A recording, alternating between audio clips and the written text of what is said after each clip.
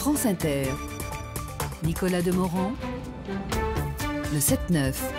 Et avec Léa Salamé, nous recevons ce matin dans le grand entretien le fondateur du mouvement Génération, conseiller régional d'Île-de-France. Vos questions 01 45 24 7000, les réseaux sociaux, l'application France Inter. Benoît Hamon, bonjour.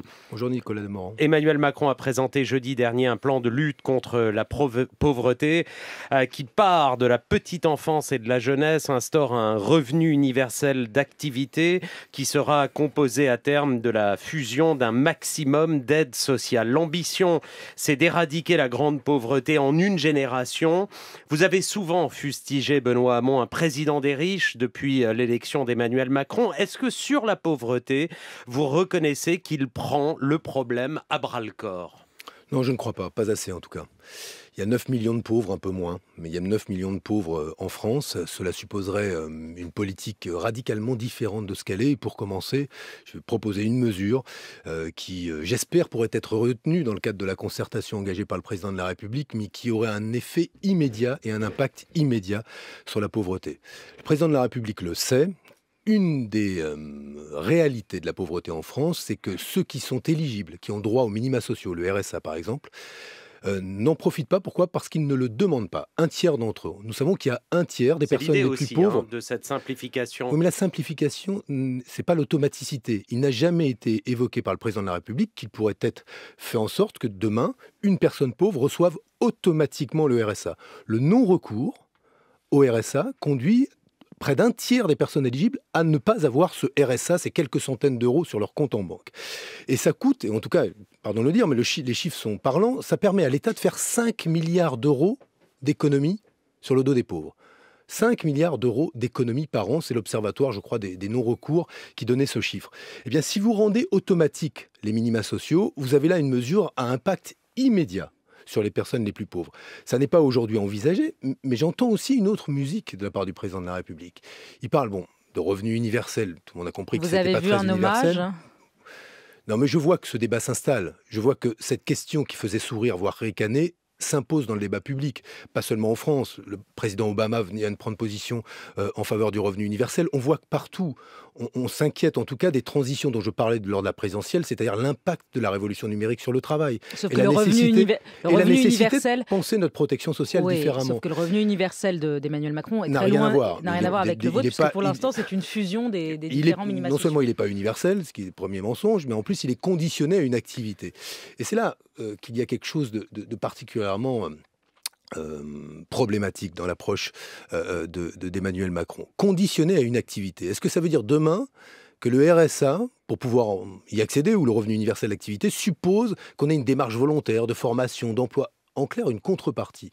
Je rappelle, et notamment aux auditeurs de France Inter, que dans la Déclaration universelle des droits de l'homme, qu'on s'honore de respecter, il y a un article 25 qui prévoit qu'on ait tous le droit à l'habillement, à la santé, à la sécurité, au logement. En clair, un droit fondamental à vivre correctement, sans contrepartie. Et désormais, cette idée qu'il faille, pour les plus pauvres, montrer patte blanche, démontrer une volonté de s'en sortir pour pouvoir accéder aux minima sociaux, c'est objectivement une vraie régression. Mais Benoît Hamon, pardonnez-moi, les associations de lutte contre la pauvreté, ATD Quart Monde, la Croix-Rouge, le Secours Populaire ont toutes salué ce plan. Laurent Berger de la CFDT a dit ça va dans le bon sens. 8 milliards d'euros dans le cadre actuel où il faut faire des efforts partout, le déficit explose. 8 milliards d'euros. Vous n'êtes pas capable de dire c'est déjà bien ? Mais on peut toujours se réjouir. Moi, je me réjouis qu'on puisse avoir demain des petits déjeuners gratuits, qu'on puisse avoir une restauration scolaire. Est-ce qu'on ne peut pas commencer par dire quand même il a fait un geste ? Madame Salamé, les associations, elles ont raison de dire c'est toujours mieux. Et elles prendront le verre au 10e plein parce que c'est toujours un peu mieux. La réalité, c'est que ce plan n'éradique pas la pauvreté. C'est qu'il ne prend pas en compte la grande pauvreté. Pire, je vais même rajouter quelque chose, c'est que on constate qu'on a un système social plutôt efficace parce qu'il nous permet justement, après transferts sociaux, d'être sans doute un des pays qui lutte le mieux contre la pauvreté. Or, c'est ce modèle social qu'Emmanuel Macron s'échine à remettre en cause. Donc, on ne peut pas d'une main remettre en cause le modèle social qui fait qu'on a moins de pauvres en France, et de l'autre côté, dire je mets 8 milliards et de devenir du jour au lendemain le président des pauvres. Emmanuel Macron n'est pas le président des pauvres, il n'est pas d'ailleurs même le président de tous les Français au sens où ils attendent que sa politique s'intéresse à leur pouvoir d'achat et à leurs conditions réelles de vie. Il a fait un choix politique depuis le début. Il Il considère qu'en mettant le paquet sur les plus riches, par ruissellement, ça fera avancer la France. Ça ne marche pas. C'est inefficace. Ça n'a pas les résultats en termes de croissance, pas les résultats en termes d'emploi, pas les résultats en termes d'inégalité, et ça n'en aura pas, je suis désolé de le dire, sur un point essentiel, la lutte contre la grande pauvreté. Jean-Michel Blanquer était dans ce studio il y a quelques instants, plus 850 millions d'euros pour le budget de l'éducation nationale, 1800 postes supprimés, 400 postes administratifs, 1400 professeurs, en rééquilibrant, disait Jean-Michel Blanquer, l'effort de la nation sur l'école primaire. Vous qui avez été ministre de l'Éducation, quelle est votre réaction ce matin à ces annonces? Écoutez, d'abord, le budget, il évolue juste parce que la masse salariale, elle évolue. Alors attention à ces ministres qui annoncent des augmentations de budget simplement liées au fait que la masse salariale grandit parce que avec l'allongement de la carrière, on Donc paye c'est un davantage. trompe-l'œil. Il n'y a pas plus 850 millions. Prenons les choses telles qu'elles sont. Aujourd'hui, vous avez des classes à 30-35 dans la filière technologique, en lycée. En BTS, il n'est pas rare qu'on soit à 30-35. On commence à 35 et on finit à 25. Pourquoi? Parce qu'il y a si peu d'adultes pour encadrer tant d'élèves que certains élèves, notamment issus de la filière technologique ou pro, se découragent en cours d'année. La réalité, c'est que dans certains départements, on dépasse mais tous les quotas et qu'on n'étudie pas dans des conditions qui sont des conditions acceptables. Faire le choix aujourd'hui dans l'éducation nationale de mettre moins d'adultes, quand on sait que en primaire, en collège, en lycée, le nombre d'élèves par professeur, le nombre d'élèves par classe est au-dessus des moyennes de l'OCDE, ça n'est pas sérieux. Et je le dis à Jean-Michel Blanquer, c'est que il était un ministre qui se préoccupait des questions de la science. Il a dit il faut quand même écouter les scientifiques. Il a fait contre toutes les recommandations des chronobiologistes et de la science sur le primaire. Il a remis en cause la réforme des rythmes scolaires et on va encore avoir les journées de classe les plus chargées qui soient dans l'école primaire. 8100 heures à l'école en primaire en France contre 7500 en moyenne dans l'OCDE. On a de meilleurs résultats? Non. Et donc là, les 1400 postes mettent en péril la totalité de l'édifice. Mais Nicolas Demorand, non, mais l'édifice, il ne va pas bien. Si vous, en plus, vous rajoutez des suppressions de postes, je rappelle que dans l'école primaire... Dans le secondaire, oui, Benoît Hamon, dans le primaire, il y aura plus de professeurs dans le primaire, il y a le dédéboulement des classes dans le primaire. Écoutez, Léa Salamé, tous les parents d'élèves ont connu l'année dernière et l'année précédente, et cette année, la chose suivante. C'est qu'on n'a pas vu forcément de suppression de classe, mais on a vu que des adjoints administratifs avaient disparu dans les écoles. Ces fameux contrats aidés, qui étaient plus de 400 000 en matière de lutte contre la pauvreté, passaient de 400 000 à 100 000, divisés par 4, qui concernaient des personnes modestes, mais qui travaillaient dans les écoles. Ils rendaient de précieux services. Donc il y a eu déjà cette coupe-là dans l'éducation nationale. Alors demain, on va supprimer des postes dans les collèges et dans les lycées. Faut-il moins d'adultes à l'école aujourd'hui ? Je ne le crois pas. Est-ce qu'on peut accepter qu'on puisse étudier aujourd'hui en filière technologique, en filière pro ou en BTS avec 30 à 35 élèves? Je ne le crois pas. Donc, je pense que c'est une mauvaise politique aujourd'hui que de considérer qu'il faut tout parier sur les heures supplémentaires. Dans le cadre de la loi Pacte, qui est actuellement en examen à l'Assemblée nationale, un amendement de la majorité veut imposer aux entreprises de publier les écarts de salaire dans les grandes entreprises. Cet amendement est soutenu par le gouvernement. Est-ce que vous le soutenez également ? Oui, tout ce qui contribue à la transparence, je m'en réjouis. La réalité, c'est que il faudrait faire en sorte qu'on n'ait pas seulement l'information des écarts de salaire, mais qu'ils se réduisent. On a aujourd'hui des écarts absolument insupportables dans le secteur privé qui peuvent aller de 1 à 100, à 200, à 300, et il faudrait que cela se réduise. Bon, moi, je me réjouis qu'il y ait un amendement qui améliore la transparence. Je pense qu'il faudra avoir une politique qui réduit ces inégalités insupportables. Au lendemain de la fête de l'humanité, on voit clairement que la gauche se prépare à aller profondément diviser aux élections européennes. Liste PC, PS, La France Insoumise, Europe Écologie Les Verts, Génération. Est-ce que, pour le dire très simplement, ça n'est pas suicidaire que de se préparer de cette manière-là à l'élection ?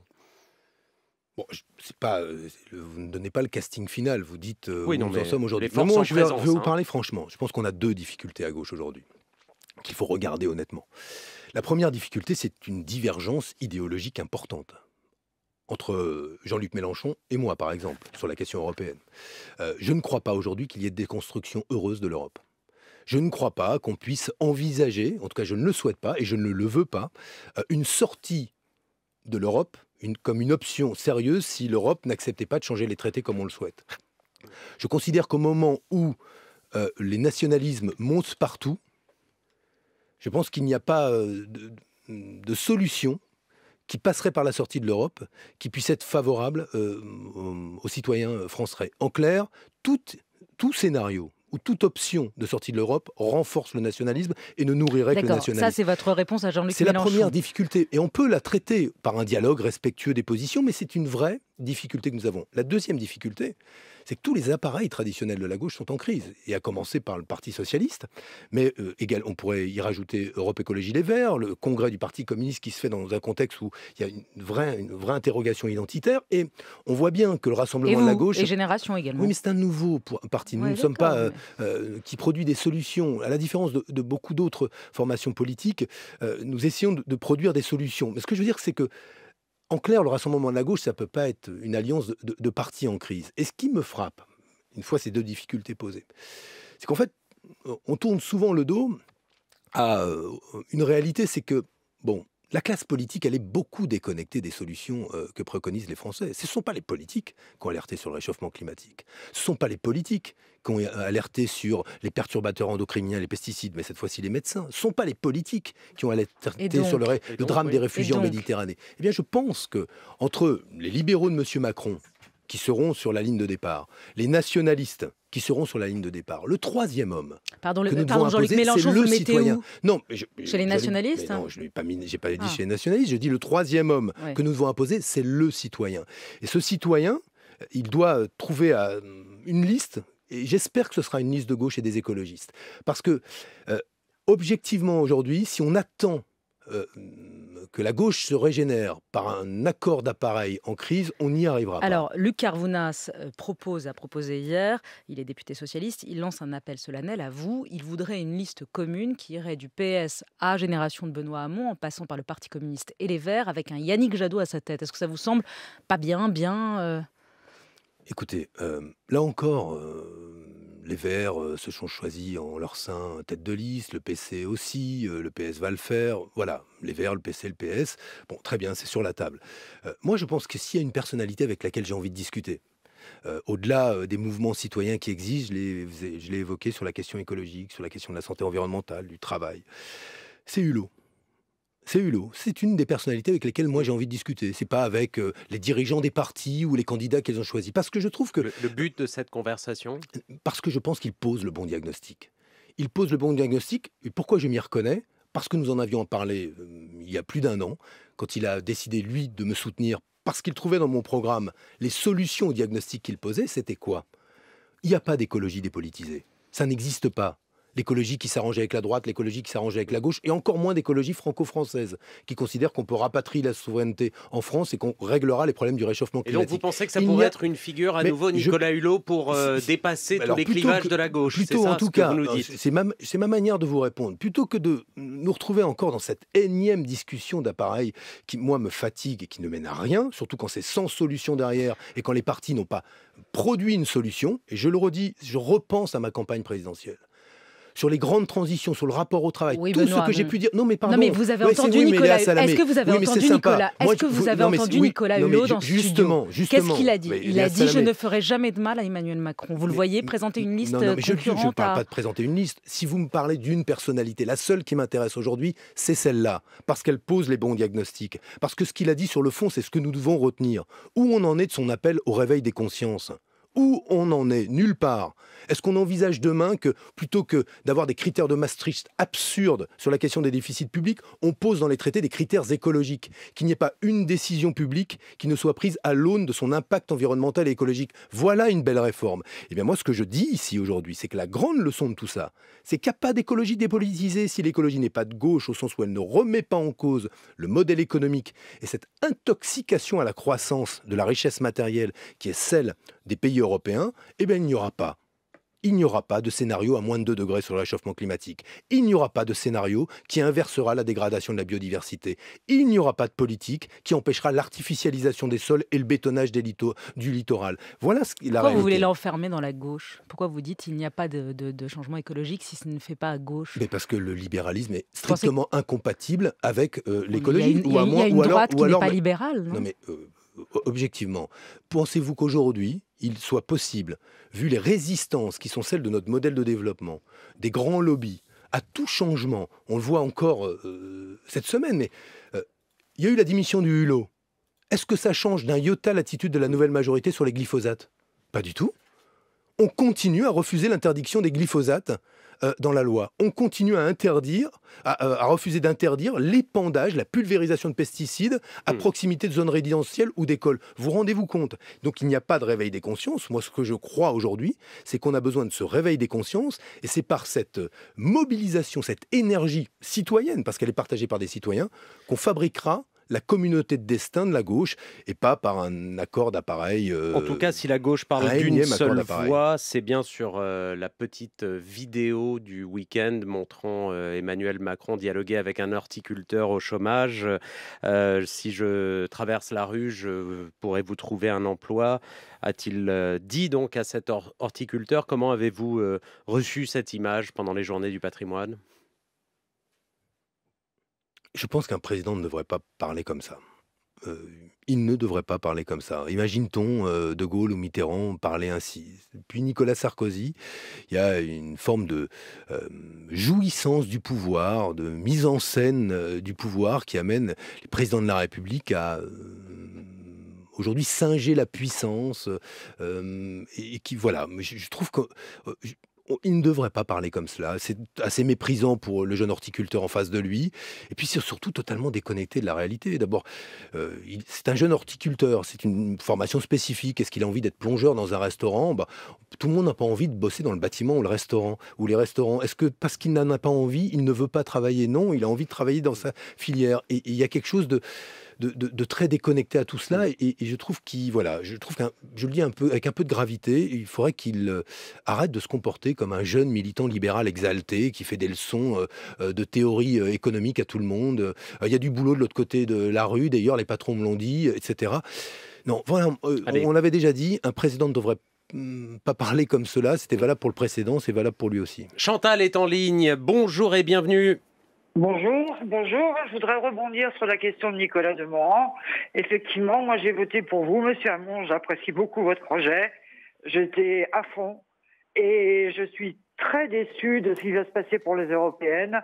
Et qu'est-ce qu'on attend pour faire une liste au moins écolo, PC, certains membres de la France insoumise qui me paraissent tout à fait bien et Génération. Vous laissez une partie de la gauche, de la vraie gauche, complètement effondré. Je parle des citoyens pour savoir ce qu'ils vont faire aux européennes.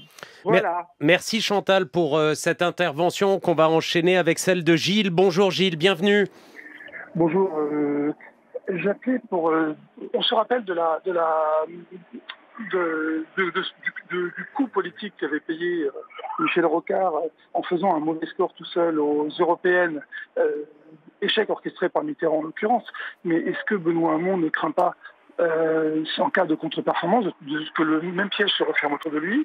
Et je me demande à ce titre si certains de proches des entendants de Benoît Hamon, qui ont un pied avec lui, un pied encore au PS, n'auraient pas dans le fond intérêt à cela, en disant si ça marche bien, on reste avec Hamon, si nous part au PS. J'aimerais voir l'opinion de Benoît Hamon sur ce type de piège qui pourrait se refermer sur lui. Merci Gilles. Merci Gilles pour cette question. Benoît Hamon vous répond. Alors il y avait la description du paysage vaporisé de la gauche par Chantal et ce que vient de dire Gilles sur l'échec possible aux européennes pour vous. Au fond, ce que pointe Chantal et Gilles, c'est l'immense contraste qui existe entre des dirigeants, des militants, des citoyens engagés à gauche, un peu orphelins d'une perspective, qui sont à 90% d'accord, mais sont incapables de se mettre ensemble. Moi, j'ai fait des propositions avant l'été. J'ai même tendu la main. J'ai dit Génération s'inscrira dans une grande liste unie de l'écologie politique de gauche, résolument européenne. J'ai tendu la main, elle a été rejetée, notamment par les dirigeants des Verts. Très bien, je continue et j'avance. C'est pas pour autant qu'on n'y arrivera pas.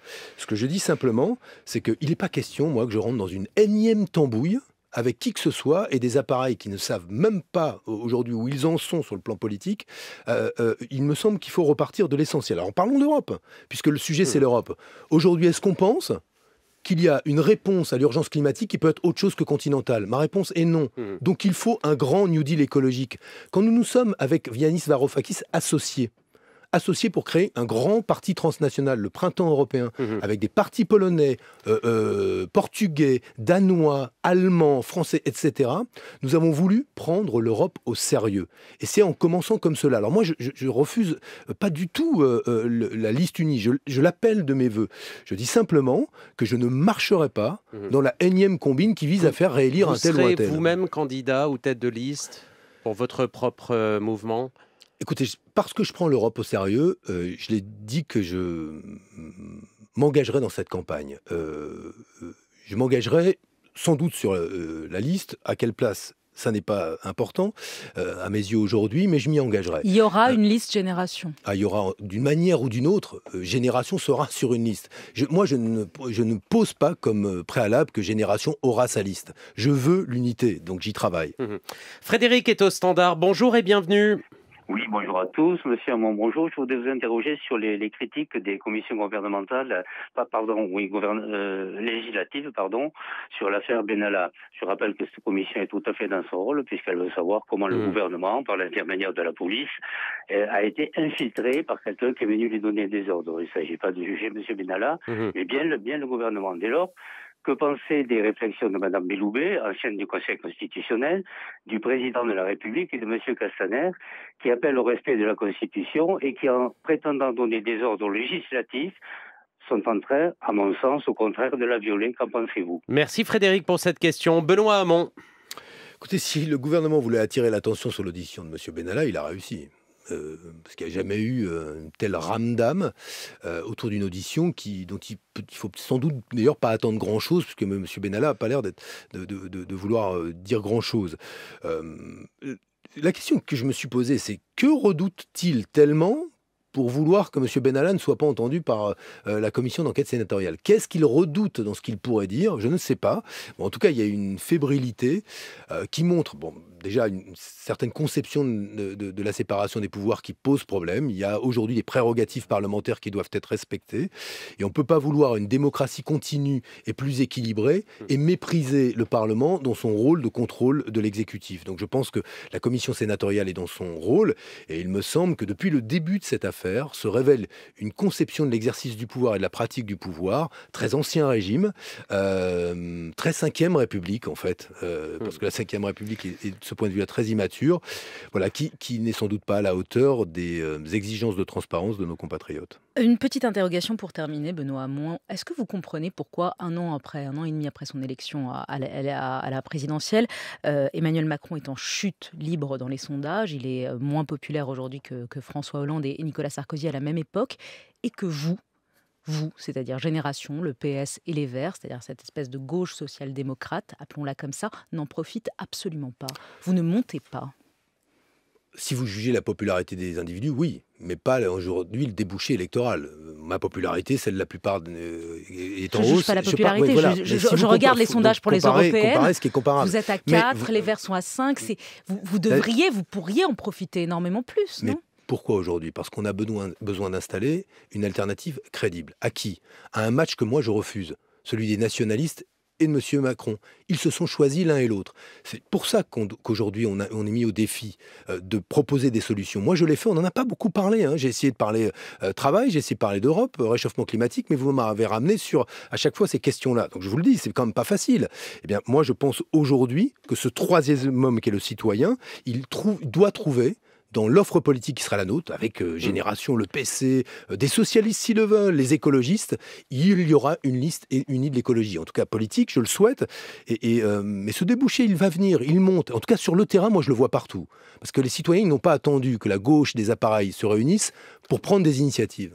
Merci Benoît Hamon, fondateur du mouvement Génération. Merci d'avoir été au micro d'Inter. Dans quelques petites secondes, le carrefour du 7-9.